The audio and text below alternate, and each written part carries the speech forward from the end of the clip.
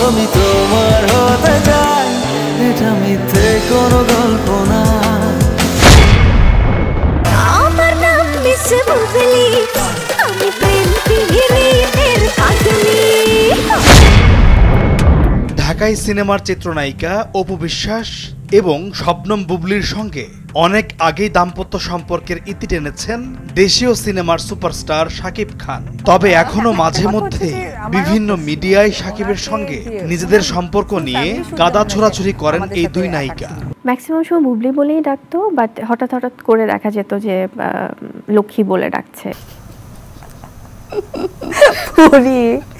আসলে মানে এত বিচ্ছেদ হওয়ার পরও শাকিবকে নিয়ে এই দুই অভিনেত্রীর নানা ধরনের আলোচনা ও সমালোচনা আর শুনতে চায় না শাকিব খানের পরিবার। বুবলি এবং অপু বিশ্বাসের উপর চরম বিরক্ত শাকিবের পরিবার।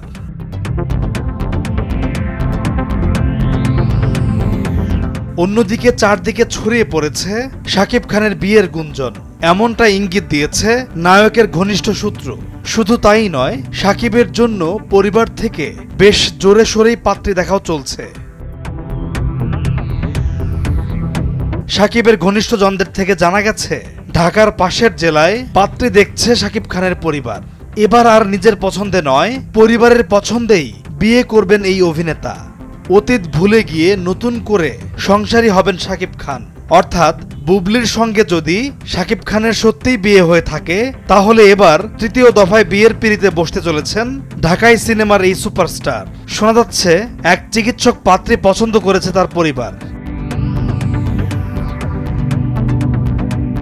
শাকিবের ঘনিষ্ঠ সূত্র থেকে জানা গেছে ঢাকার পার্শ্ববর্তী জেলার একটি মেয়েকে শাকিবের বউ হিসেবে প্রাথমিকভাবে চূড়ান্ত করেছে তার পরিবার। মেয়ে যুক্তরাজ্য থেকে চিকিৎসা বিষয়ে লেখাপড়া শেষ করে দেশে ফিরেছেন। শাকিব খানেরও ডাক্তার মেয়ে পছন্দ। আর জানা গেছে ঢাকার পাশের সেই জেলা হলো মুন্সিগঞ্জ।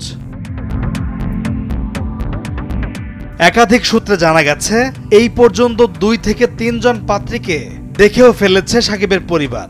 এর মধ্যে মুন্সিগঞ্জের চিকিৎসক মেয়েই নাকি পছন্দের তালিকায় এগিয়ে রয়েছেন। সবকিছু ঠিক থাকলে চলতি বছরের শেষ দিকে ধুমধাম করে বিয়ের পিঁড়িতে বসবেন শাকিব খান। আর এই আয়োজনের পুরো দায়িত্ব নিয়েছে শাকিবের পরিবার। শুধু তাই নয়, শাকিবকে নিয়ে কেউ কোনো মিথ্যাচার করলেই আইনের আশ্রয় নেওয়ার হুঁশিয়ারও দিয়েছে শাকিবের পরিবার।